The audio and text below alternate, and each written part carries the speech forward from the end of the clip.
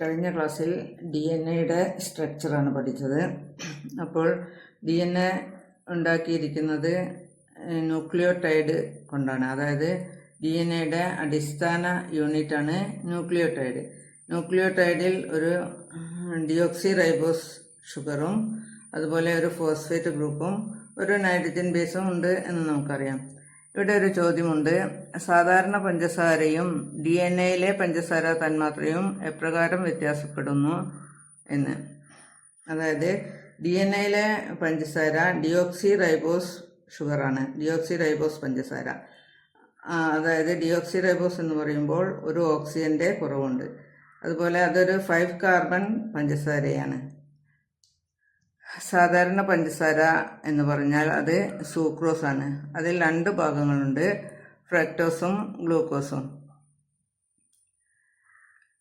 DNA പഞ്ചസാര ഒരു simple ഷുഗറാണ്. അതേസമയം സാധാരണ പഞ്ചസാര ഒരു കോമ്പൗണ്ട് ഷുഗറും ആണ്. ഇതാണ് അവ തമ്മിലുള്ള വ്യത്യാസം.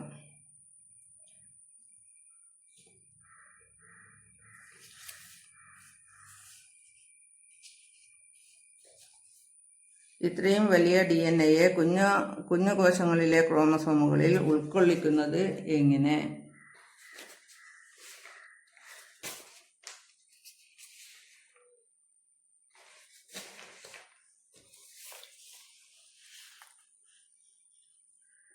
അതിൻ്റെ ഉത്തരമാണ് ഇവിടെ എഴുതിയിരിക്കുന്നത്. ഇത് എഴുതിയെടുത്ത് പഠിക്കാം.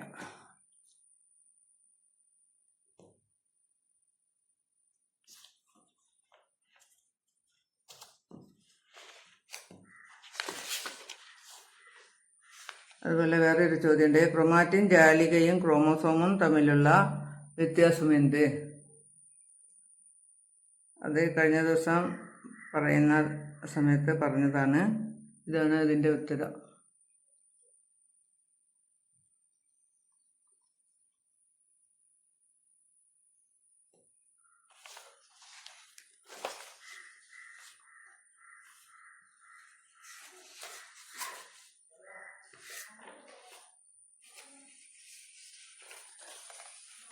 വേറൊരു ചോദ്യം.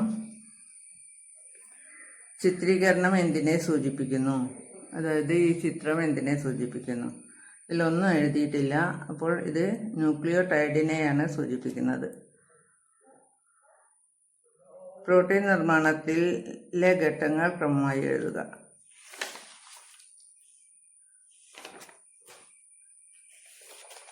വേറൊരു ചോദ്യമുണ്ട്. ബോക്സിൽ നൽകിയ ന്യൂക്ലിയോടൈഡിനെ ജോഡിയായി വരുന്ന ന്യൂക്ലിയോടൈഡ് ഏത്? അതായത് ഈ ബോക്സിൽ ഒരു ന്യൂക്ലിയോടൈഡ് കൊടുത്തിട്ടുണ്ട്. അതിലെ നൈട്രജൻ ബേസ് G എന്ന് എഴുതിയിട്ടുണ്ട്. അതായത് G എന്നാൽ ഗാനിൻ. ഈ ന്യൂക്ലിയോടൈഡിനെ ജോഡിയായി വരുന്നത് ഏതാണെന്നാണ് ചോദിക്കുന്നത്. അപ്പോൾ നമുക്കറിയാം, ഗാനിൻ സൈറ്റോസിനായിട്ടാണ് ജോഡി ചേരുക. അഡിനിൻ തൈമിനായിട്ടും ഗാനിൻ സൈറ്റോസിനായിട്ടാണ് ജോഡി ചേരുക എന്നറിയാം.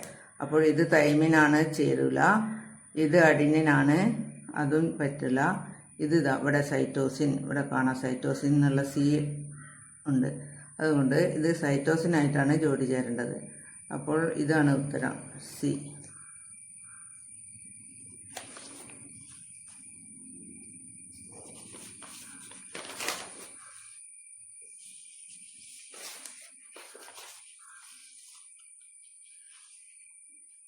ഇവിടെ വേറൊരു ചോദ്യം. ചിത്രം വിശകലനം ചെയ്ത് ചോദ്യത്തിന് ഉത്തരം എഴുതുക. ഈ ചിത്രം എന്തിനെ സൂചിപ്പിക്കുന്നു? ഇവിടെ ഈ ന്യൂക്ലിയോടൈഡിൽ T എന്ന് കാണിച്ചിട്ടുണ്ട്. അപ്പോൾ വെറും ന്യൂക്ലിയോടൈഡ് എന്ന് മാത്രം എഴുതിയാൽ പോരാ, എന്തെഴുതണം? T എന്നാൽ തൈമിനാണ്, തൈമിൻ ന്യൂക്ലിയോടൈഡ് എന്നെഴുതണം. തൈമിൻ ന്യൂക്ലിയോടൈഡിൻ്റെ ചിത്രമാണിത്. പിന്നെ ഇത് ഏത് ന്യൂക്ലിക് ആസിഡിൻ്റെ ഭാഗമാണ്? എന്തുകൊണ്ട്? ഇത് RNAയുടെ ഭാഗമാണോ അല്ലെങ്കിൽ DNA ഭാഗമാണോ എന്നാണ് ചോദ്യം. അതായത് ഇത് ഏത് ന്യൂക്ലിക് ആസിഡിൻ്റെ ഭാഗമാണ്? DNA എന്ന് പറഞ്ഞാൽ ഡിയോക്സി റൈബോ ന്യൂക്ലിക് ആസിഡ്, അതുപോലെ RNA എന്ന് പറഞ്ഞാൽ റൈബോ ന്യൂക്ലിക് ആസിഡ്. അതിൽ ഏതിൻ്റെ ഭാഗമാണ് ഇത് എന്നാണ് ചോദ്യം. അപ്പോൾ നമുക്കറിയാം ഈ ഇവിടെ ടി കാണിച്ചത് കൊണ്ട് ഇത് തൈമിൻ ന്യൂക്ലിയോടൈഡാണ്. തൈമിൻ ഉള്ളത് DNA-യിൽ മാത്രമാണ്. അതുപോലെ RNA-യിലുള്ളത് യുറാസിലാണ്. അപ്പോൾ നമുക്ക് ടി RNA-യിലില്ല, തൈമിൻ ന്യൂക്ലിയോടൈഡ് RNA-യിലില്ല. അപ്പോൾ നമ്മൾ എന്തെഴുതണം? ഇത് DNA-യുടെ ഭാഗമാണ് എന്ന് എഴുതണം. DNA-യുടെ ഭാഗമാണ് ഈ ന്യൂക്ലിയോടൈഡ്. ഇത് മനസ്സിലാകുന്നത് ഇത് ഇവിടെ ടി എന്ന് വന്നതുകൊണ്ടാണ്. ഇനി അഥവാ അത് യു ആണെങ്കിൽ അത് RNA-യുടെ ഭാഗമാണ്. എന്തുകൊണ്ട് എന്നൊരു ചോദ്യമുണ്ട്. അങ്ങനെ പറയുന്നത് എന്തുകൊണ്ടാണ്? തൈമിൻ എന്ന നൈട്രജൻ ബേസ് DNA-യിൽ മാത്രമാണ് കാണുന്നത്. അതുകൊണ്ടാണ് ഇത് DNA-യുടെ ഭാഗമാണ് എന്ന് പറയാൻ കാരണം.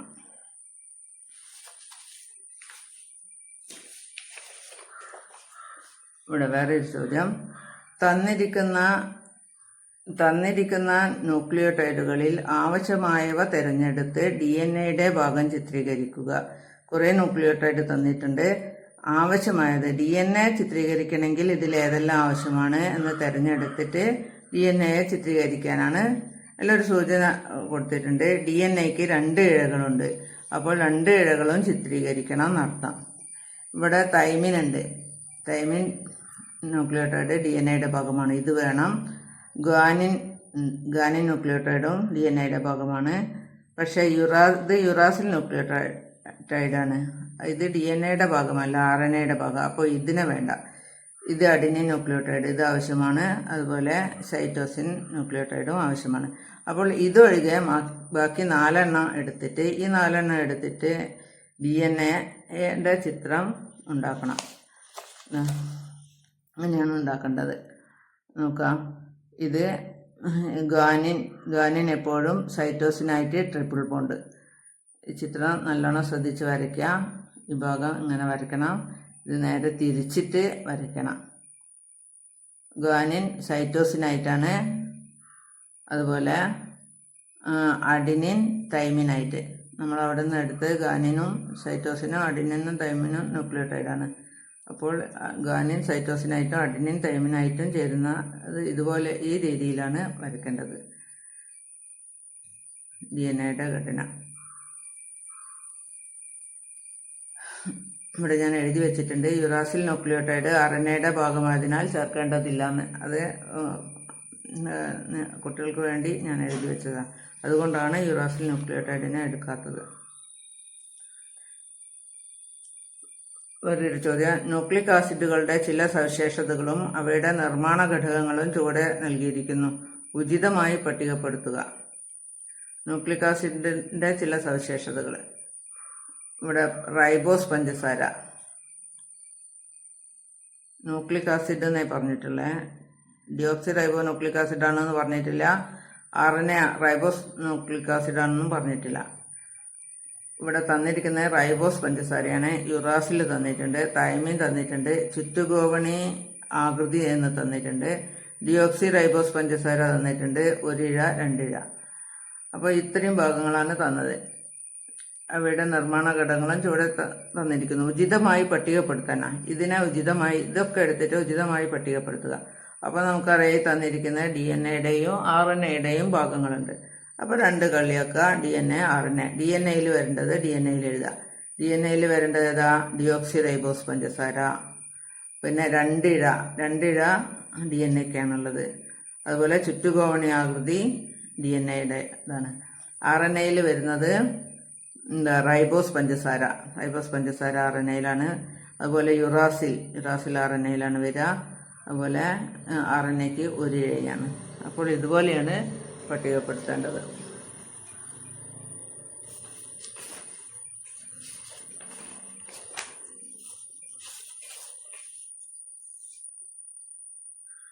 അടുത്ത ഭാഗം മനുഷ്യരിലെ ക്രോമസോമുകൾ. മനുഷ്യരിൽ എത്ര ക്രോമസോമുകളുണ്ട് എന്നതാണ്. മനുഷ്യരിൽ ആകെ 46 ക്രോമസോമുകളാണുള്ളത്. അതായത് 23 ജോഡി. ഈ 46 ക്രോമസോമുകളെ 2ആക്കി തരംതിരിക്കാം. അതായത് സ്വരൂപ ക്രോമസോമുകളെന്നും ലിംഗനിർണയ ക്രോമസോമുകളെന്നും. 46 ക്രോമസോമുകളെ രണ്ടാക്കി തരംതിരിച്ചതാണ് സ്വരൂപ ക്രോമസോമുകളും ലിംഗനിർണയ ക്രോമസോമുകളും. സ്വരൂപ ക്രോമസോമുകളെ ഇംഗ്ലീഷിൽ സൊമാറ്റിക് ക്രോമസോം എന്ന് പറയും. അതുപോലെ ലിംഗനിർണയ ക്രോമസോമുകൾ സെക്സ് ക്രോമസോം എന്നറിയപ്പെടും. സ്വരൂപ ക്രോമസോമുകൾ ശാരീരിക സവിശേഷതകളെ നിയന്ത്രിക്കുന്ന ക്രോമസോമുകളാണിവ. 22 ജോഡി സ്വരൂപ ക്രോമസോമുകളാണ് ഉള്ളത്. ഒരുപോലെയുള്ള 2 ക്രോമസോമുകൾ ചേർന്നതാണ് സമരൂപ ക്രോമസോമുകൾ.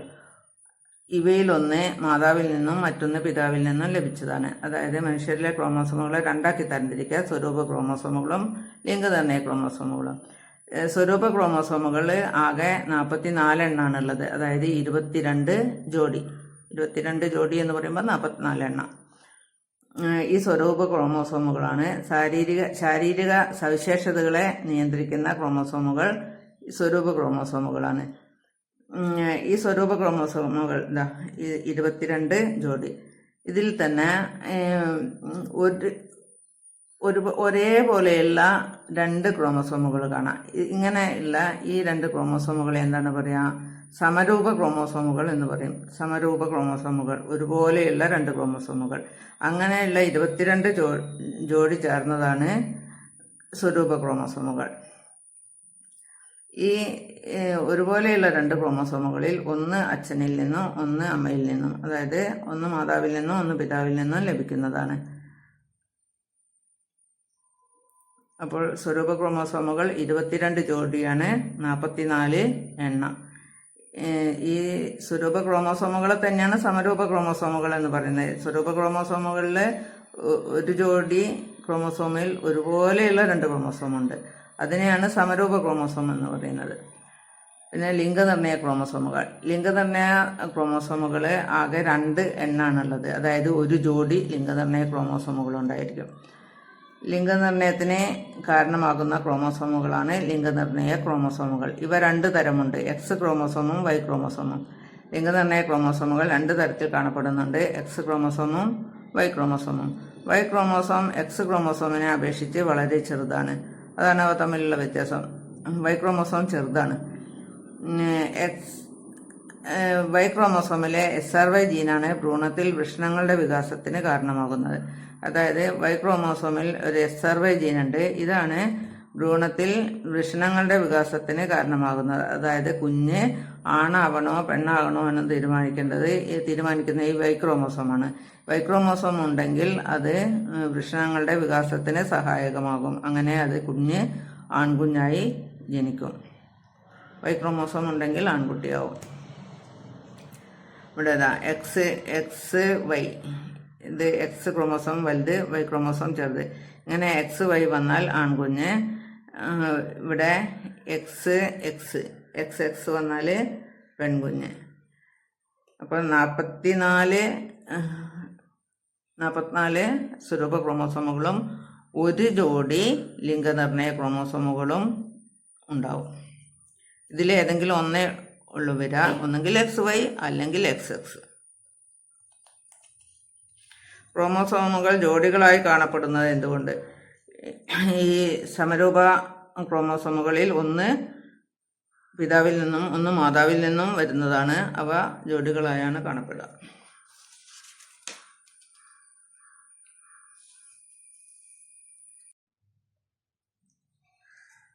മനുഷ്യരിൽ ആകെ 46 ക്രോമസോമുകൾ, അതായത് 23 ജോഡി ക്രോമസോമുകൾ ഉണ്ട് എന്ന് നമ്മൾ പഠിച്ചു കഴിഞ്ഞു. ഒരേ ക്രോമസോം സംഖ്യയുള്ള ഒന്നിലധികം ജീവികളുണ്ടോ കണ്ടെത്തൂ എന്നൊരു ചോദ്യമുണ്ട്. അതായത് മനുഷ്യരിൽ 46 ക്രോമസോമുകളാണുള്ളത്, അല്ലെങ്കിൽ 23 ജോഡി ക്രോമസോമുകളാണുള്ളത്. ഒരേ ക്രോമസോം സംഖ്യയുള്ള മറ്റ് ജീവികളുണ്ടോ എന്നാണ് ചോദ്യം. അപ്പോൾ മനുഷ്യരിൽ 46 ക്രോമസോം.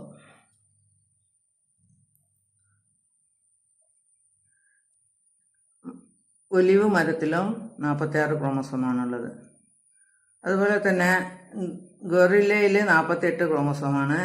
ഡിയർ മൗസിലും 48 ഒരേ ക്രോമസോമാണ്. ചിമ്പാൻസിയിലും 48 ആണ്. ഒരേ ക്രോമസോം സംഖ്യയുള്ള ജീവികളാണ് ഇത്. കാക്കയിൽ 78 പട്ടിയിലും 78. ഇത് ഒരേ ക്രോമസോം സംഖ്യയുള്ള ജീവികളാണ് കാക്കയും പട്ടിയും. അതുപോലെ സിംഹവും പന്നിയും അതിലെ ക്രോമോസോം സംഖ്യ 38ആണ്. ഇത് ക്രോമോസോമിന്റെ എണ്ണാണ് കൊടുത്തത്, ജോഡിയല്ല. ജോഡിയായിട്ട് പറയുമ്പോൾ ഇതിന്റെ നേർപകുതിയാണ് പറയേണ്ടത്.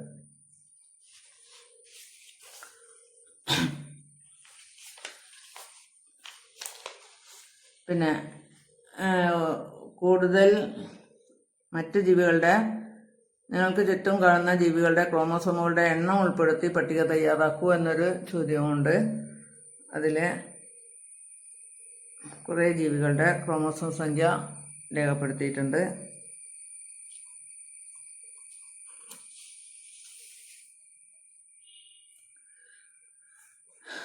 നിങ്ങൾക്ക് ചുറ്റും കാണുന്ന ജീവികളുടെ ക്രോമോസോമുകളുടെ എണ്ണം ഉൾപ്പെടുത്തി പട്ടിക തയ്യാറാക്കും. അതാണ് ഇപ്പോൾ പറഞ്ഞത്. സ്ത്രീയുടെയും പുരുഷന്റെയും ജനിതക ഘടന നൽകിയിരിക്കുന്നത് ശ്രദ്ധിക്കൂ. അത് നിരീക്ഷിച്ച് പട്ടിക 1:1 പൂർത്തിയാക്കുക. പട്ടികയിലെ വിവരങ്ങൾ വിശകലനം ചെയ്ത് സ്ത്രീ, പുരുഷൻ എന്നിവരിലെ ക്രോമോസോം സാമ്യ വ്യത്യാസങ്ങളെപ്പറ്റി നിഗമനം രൂപീകരിക്കും. അപ്പോൾ സ്ത്രീയിൽ 44+XX ആണ് വരിക, പുരുഷനിൽ 44+XY ആണ് വരിക. ഇവിടെ ജനിതക ഘടന സ്ത്രീയിലെ 44+XX, പുരുഷനിൽ 44+XY.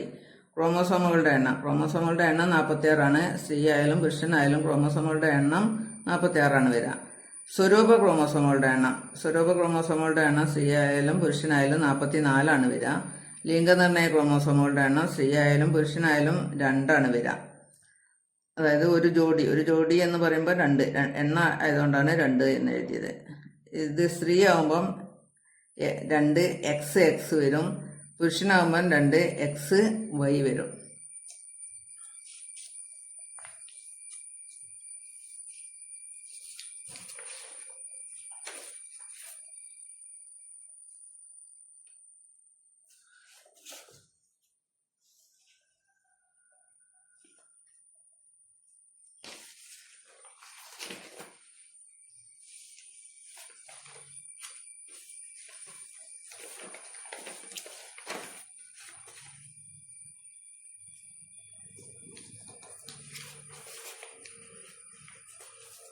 ഇവിടെ ഒരു ചോദ്യമുണ്ട്. മനുഷ്യരിൽ സ്ത്രീയുടെ ജനിതക ഘടന 44+XX പുരുഷൻ്റേത് 44+XY XX, XY എന്നിവ എന്തിനെ സൂചിപ്പിക്കുന്നു എന്നാണ്. അപ്പോൾ എന്തിനെ സൂചിപ്പിക്കുന്നു എന്ന് ചോദിച്ചാൽ സെക്സ് ക്രോമോസോം എന്ന് മാത്രം എഴുതിയാൽ മതി. സെക്സ് ക്രോമോസോമിനെയാണ് XXും XYയും സൂചിപ്പിക്കുന്നത്.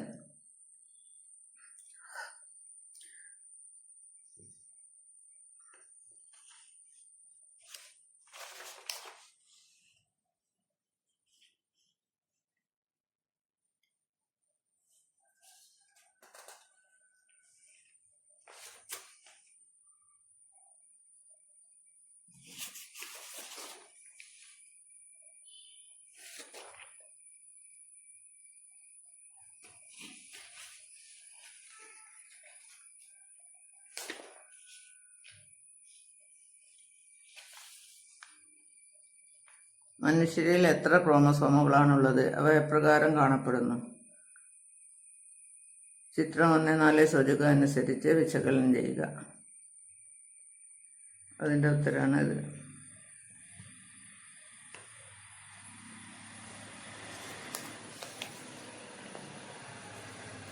അപ്പോൾ വ്യത്യസ്തമായ ജനിതക ഘടന, അതായത് 44+XX സ്ത്രീയിലും 44+XY പുരുഷനിലുമാണ് സാധാരണ കാണപ്പെടുന്നത്. എന്നാൽ ചിലപ്പോൾ വ്യത്യസ്തമായ ജനിതക ഘടന ഉള്ള ആളുകളെ കാണാറുണ്ട്.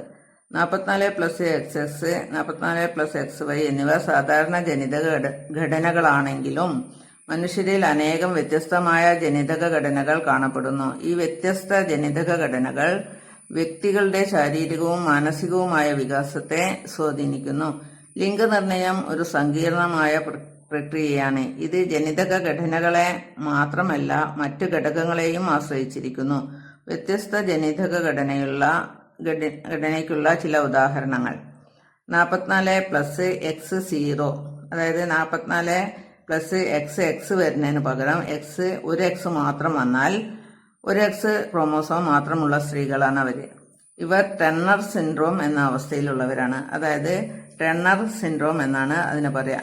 2Xന് പകരം ഒരു X മാത്രം വന്നാൽ സ്ത്രീകളായിരിക്കും, പക്ഷെ അവർ ടെന്നർ സിൻഡ്രോം എന്ന അവസ്ഥയിൽ ഉള്ള ആൾക്കാരായിരിക്കും. ഇവർക്ക് സ്ത്രീ ലൈംഗികാവയവങ്ങൾ ഉണ്ടാവും, എന്നാൽ അവരിൽ കൗമാര ആരംഭത്തിലെ സ്ത്രീ ലൈംഗിക ലക്ഷണങ്ങൾ കാണില്ല. അതാണ് അവരുടെ പ്രശ്നം. അതുപോലെ 44+XX വരുന്ന അതിന് പകരം XX ട്രിപ്പിൾ X വന്നാൽ 3 X ക്രോമോസോമുകളുള്ള സ്ത്രീകൾ, അത് സ്ത്രീ തന്നെയായിരിക്കും. ഇവർ ട്രിപ്പിൾ X സിൻഡ്രോം എന്ന അവസ്ഥയുള്ളവരാണ്. അതിനെ ട്രിപ്പിൾ X സിൻഡ്രോം എന്നാണ് പറയാം. ഇവർ രണ്ടാളും സ്ത്രീയിലാണ് വരിക.